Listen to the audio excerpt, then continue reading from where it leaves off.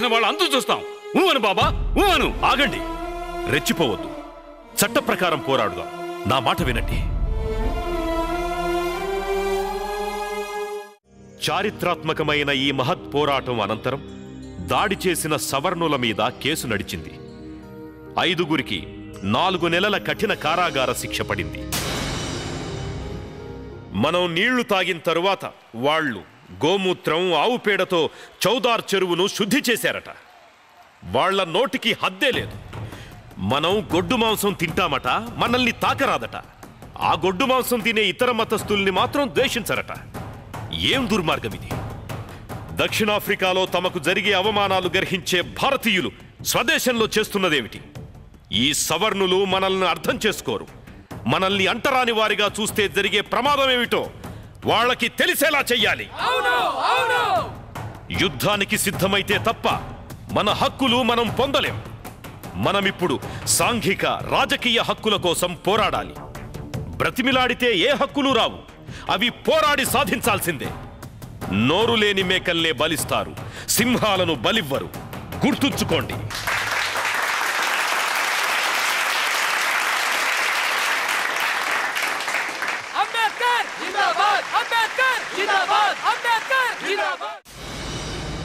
మహాజనులారా, ఇక్కడే చౌదార్ చెరువు నీళ్లు తాగాం. సవర్ణుల దాడిలో 20 మంది గాయపడ్డాం. మనపై దాడి చేసిన వాళ్లకి శిక్ష పడ్డా వాళ్లలో ఏ మార్పు రాలేదు. మన ఈ సమావేశానికి స్థలం దొరకకుండా చేయడంతో అది రుజువయ్యింది. ముస్లిం సోదరుల సాయంతో ఈ స్థలం దొరికింది. ప్రపంచంలో ఎక్కడా ఇంత నీచమైన అంటరానితనం లేదు. మనుషులను పశువుల కన్నా హీనంగా చూసే మనిషి జాతే లేదు. హిందూ సమాజంలో అసమానతలకు దారితీసిన ఈ వర్ణ వ్యవస్థను సర్వనాశనం చెయ్యాలి. మనుషులంతా అమ్మలకే కదా పుడతారు. ముఖం నుండి బ్రాహ్మలు, భుజాల నుండి క్షత్రియులు, తొడల నుండి వైశ్యులు, పాదాల నుండి శూద్రులు పుట్టారంట. వీరికంటే హీనులైన పంచములు ఎక్కడి నుంచి పుట్టారు? నిమ్న జాతుల వాళ్ళు సహజ రీతిలోనే పుట్టారు. నీచమైన వృత్తులకు మనలను బందీ చేసిన వర్ణధర్మానికి తల్లి ఈ మనుధర్మ శాస్త్రం. దానిని నాశనం చేస్తేనే హిందూ మతానికి మనుగడ. మనుధర్మమంటే బ్రాహ్మణవాదపు మర్మౌరా, దాని పేరు మనుధర్మౌరా. బ్రాహ్మణవాదపు మర్మౌరా, దాని పేరు మనుధర్మౌరా. శూద్రవర్ణం పేరిట దాని నాస్తికమెంతని చెప్పనురా. బ్రాహ్మణవాదపు మర్మౌరా, దాని పేరు మనుధర్మౌరా.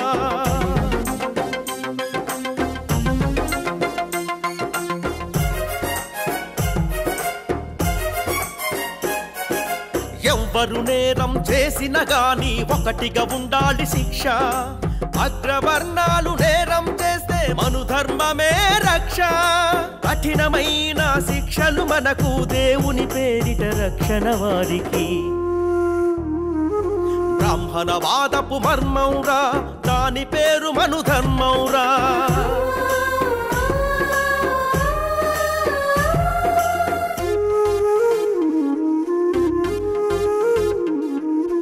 అన్యాయం అనరాదంట, ఎదురు తిరగడం తగదంట.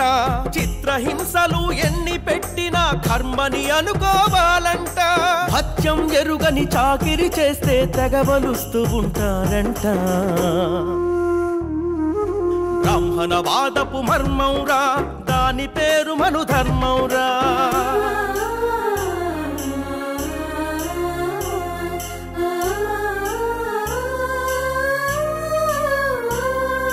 మన మానం మన ప్రాణం వారికి గడ్డిపోచ కన్నాహీనం. మంచి బట్టలు వేయరాదు, బంగారు నగలు కొనరాదు.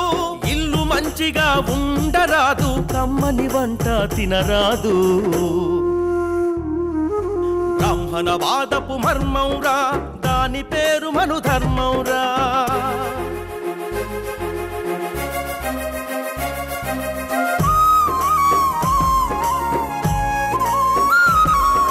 దేవుని తిన్నగా చూడరాదు, దేవుని పేరే తలువరాదు. శుచిగా స్నానం చేయరాదు, చెరువులు బావులు తాకరాదు.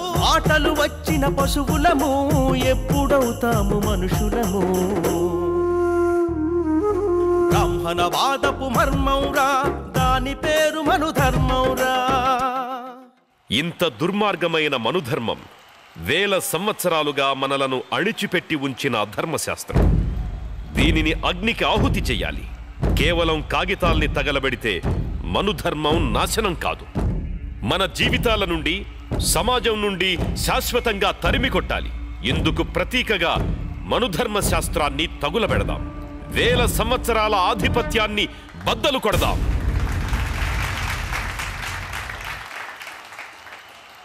దేశంలో ప్రజలందరికీ అన్నింటిలోనూ సమాన హక్కులుండాలి. అందుకు ఈ మనుధర్మ శాస్త్రాన్ని, ఈ దేశంలో కుల వ్యవస్థ, అర్చకత్వం ఒక్క బ్రాహ్మణులకేనా? అందరికీ అర్హత, అందరికీ అర్హత.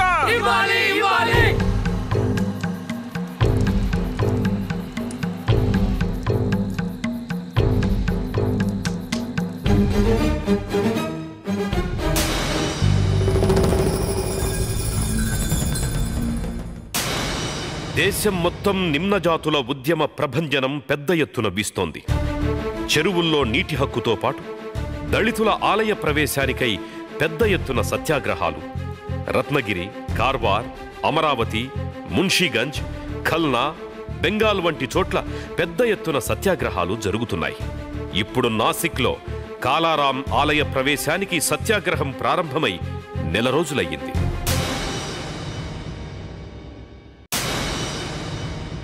చూడండి అంబేద్కర్, ఆలయం మూతపడి నెల రోజులైంది. మీ వల్ల, సత్యాగ్రహం వల్ల భక్తులు ఇబ్బంది పడుతున్నారు. అయితే ఆలయంలోకి అందరి భక్తుల్లాగే మా వాళ్లను కూడా అనుమతించండి. అది జరిగే పని కాదు. అయితే మేము సత్యాగ్రహము వదిలేది లేదు. మీరిరువురూ పంతాలకు పోతే, ఈరోజు రథోత్సవం జరక్కపోతే పెద్ద అపచారం జరుగుతుంది, అరిష్టం జరుగుతుంది. మధ్య మార్గంగా రథోత్సవం కోసం ఒక పరిష్కారం చెబుతా, తప్పక వినాలి మీరు. మధ్య మార్గం ఏదో చెప్పండి. మీ ఇరు వర్గాల్లో బలశాలురైన యువకులు సరిసమంగా రథాన్ని లాగండి, సమస్య పరిష్కారం అవుతుంది. ఏమిటి, నేను చెప్పిన దానికి సమ్మతమేనా? అలాగే, మాకు సమ్మతమే. అయితే ఏర్పాట్లు చేద్దాం. మోసం మోసం, మనకు చెప్పింది ఒకటి, అక్కడ చేస్తుంది ఒకటి. పక్క సందులోంచి రథాన్ని సవర్ణులు తీసుకుపోతున్నారు. మోసం, అంతా మోసం. దీన్ని సాగనివ్వరాదు. ఆగు కండేకర్, ఆగు. మేము వస్తున్నాం, ఒక్కడివే వెళ్ళకు. ఆగు.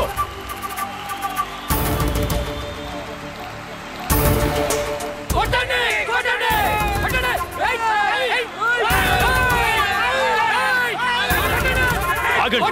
ఆగండి, ఆగండి, ఆగండి.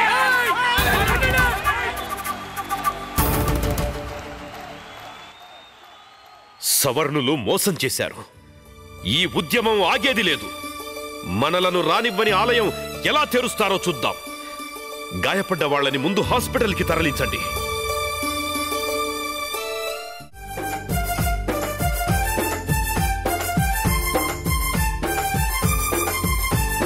రౌండ్ టేబుల్ మీటింగ్ లండన్ లో జరిగింది, రాజ్యాంగ ప్రణాళిక చర్చ బాగా సాగింది. రౌండ్ టేబుల్ మీటింగ్ లండన్ లో జరిగింది, రాజ్యాంగ ప్రణాళిక చర్చ బాగా సాగింది. అంబేద్కర్ పొడగిట్టని కాంగ్రెస్ ఒక పక్క, నిమ్న జాతి ప్రతినిధిగా అంబేద్కర్ మరో పక్క. రౌండ్ టేబుల్ మీటింగ్ లండన్ లో జరిగింది, రాజ్యాంగ ప్రణాళిక చర్చ బాగా సాగింది.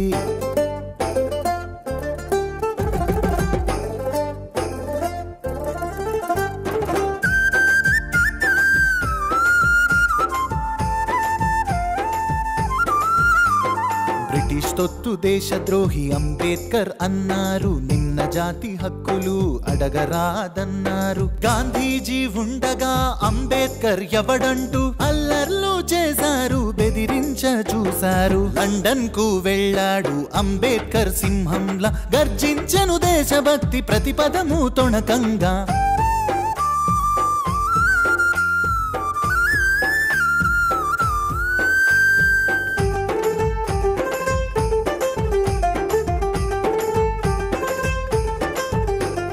మన రాజ్యం రావాలి, మన భాగం కావాలి, మన వాటా హక్కుగా రాజ్యాంగం రావాలి. నామినేటెడ్ కాదు మా ఓట్లతో మేమొస్తాం, మా జనాభా లెక్కలు మా సీట్లు మా హక్కు. రాజకీయ చర్చలో పంచముల ఎజెండా, చర్చ జరిగే మొదటిసారి అంబేద్కర్ సాక్షిగా. దేశమంటే ప్రజలైతే మేం ప్రజలం కామా, దేశ స్వేచ్ఛతోనే మా విముక్తి సాధ్యమంటూ, దేశ స్వేచ్ఛతోనే మా విముక్తి సాధ్యమంటూ. రౌండ్ టేబుల్ మీటింగ్ లండన్ లో జరిగింది, రాజ్యాంగ ప్రణాళిక చర్చ బాగా సాగింది. నేను లండన్ రౌండ్ టేబుల్ సమావేశానికి వెళ్లడం కాంగ్రెస్కు ఇష్టం లేదు. ఎంతో అల్లరి చేశారు. లండన్లో నేను 10% ఉన్న బ్రాహ్మణ అగ్రవర్ణాలకి 96% ఉద్యోగాలు ఏం న్యాయమని నిలదీశాను. రాజకీయంగా రాజ్యాంగరీత్యా నిమ్న జాతులకు ప్రత్యేక గుర్తింపు మనం కోరుతున్నామని కాంగ్రెస్కు అర్థమయ్యింది. మనకు ప్రత్యేకంగా ఉమ్మడి నియోజకవర్గాలలో రిజర్వేషన్ ఉండాలని నేను కోరాను. నిమ్న జాతుల వారి సమస్యలను సమస్త ప్రపంచం దృష్టికి తెచ్చాను. నా పైన ఎన్ని విమర్శలొచ్చినా దేశభక్తియుత ప్రసంగం చేశాను. వేల సంవత్సరాలుగా మనపై సాగిన అణచివేత, హింస, దౌర్జన్యాలు బ్రిటిష్ పాలనలో కూడా కొనసాగుతున్నాయి. ఏం మార్పు సాధించారు? మా దేశాన్ని పాలించే హక్కు మీకు లేదు అని బ్రిటిష్ వారితో వాదించాను.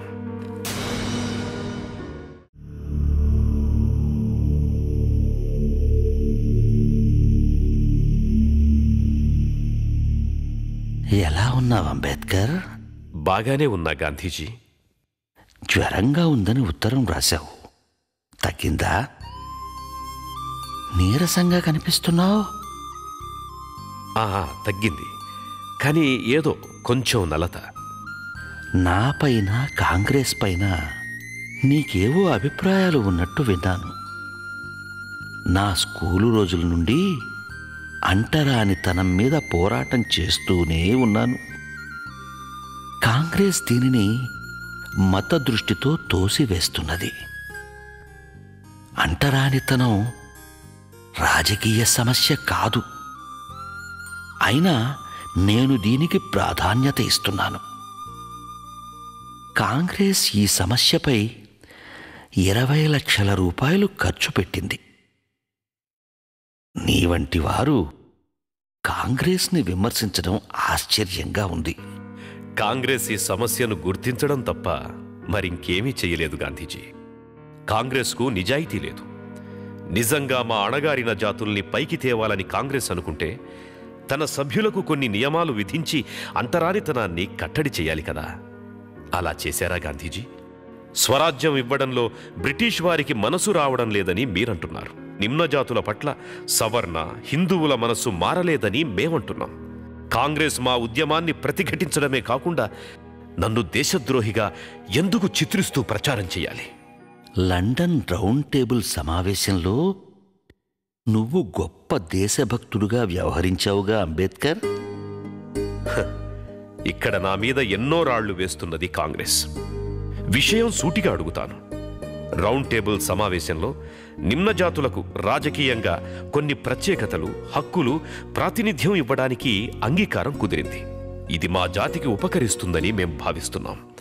మరి దీనిపై మీ అభిప్రాయం ఏమిటి?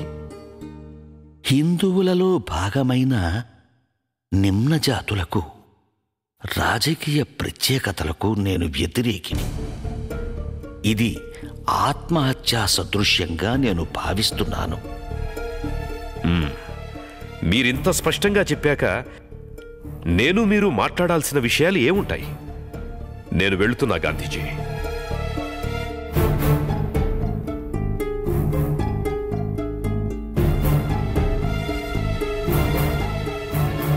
ఎవరయ్యా ఇతను ఎంత పట్టుదలగా మాట్లాడాడు? ఆయన ఒక హరిజన నాయకుడు, మహర్ కులస్థుడు. హరిజనుడికి ఇంత పాండిత్యం, ఇంత విషయ పరిజ్ఞానం, ఇంతటి తెగింపు. అంబేద్కర్ అంటే హరిజనుల కోసం పోరాడే ఓ సద్బ్రాహ్మణుడు అనుకున్నాను. అంబేద్కర్ అనే పేరు వీరికెలా? వారి గురువుగారి పేరుని తన పేరుతో కలుపుకున్నాడు. ఓ,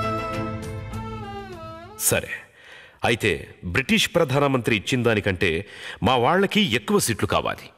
ఈ అంశంపై రిఫరెండం 5 ఏళ్ల తర్వాత జరగాలి. ఈ కొద్ది కాలం ఎలా సరిపోతుంది గాంధీజీ?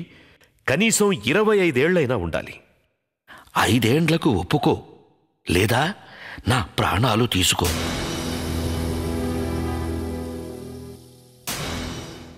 గాంధీ సతీమణి కస్తూర్బాజీ నన్ను బ్రతిమిలాడారు.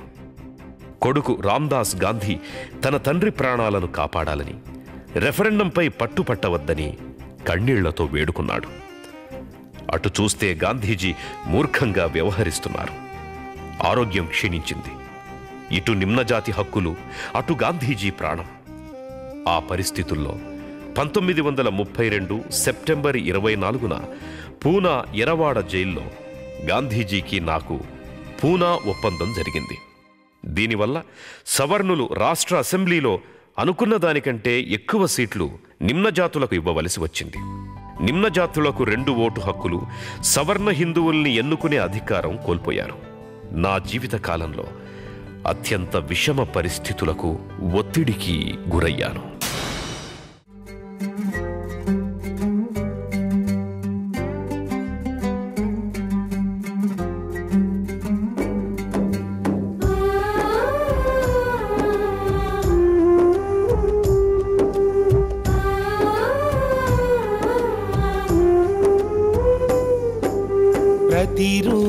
ప్రతిరోజులాగానే ఆ రోజు వచ్చింది.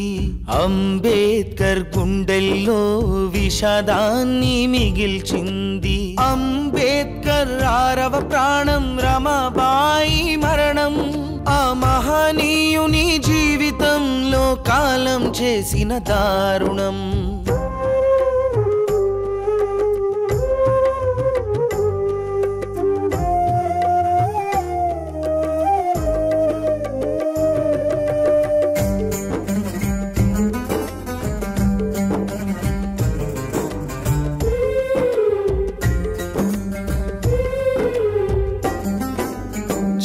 వయసులో వచ్చింది, ఇంటికి దీపం అయ్యింది. భర్త కంటికి రెప్పై తాను ఎల్లవేళలా సాగింది. చదువు కోసం భర్తెడ బాసిన 4 పిల్లలు కన్ను మూసిన. అంబేద్కర్ ఆలోచనలకు ఆలంబనగా నిలిచింది. ప్రతిరోజులాగానే ఆ రోజు వచ్చింది.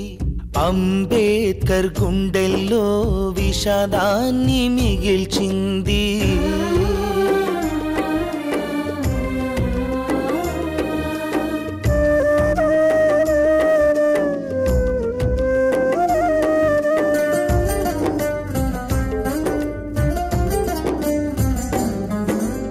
ఆమె చేసిన త్యాగాలు, ఆమె చూపిన అనురాగాలు, అవిశ్రాంత పోరాట యోధునికి శక్తిని ఇచ్చే అన్నపానాలు. అతని నీడతను కానే కాదు, ఆమె అతనికి సర్వస్వం.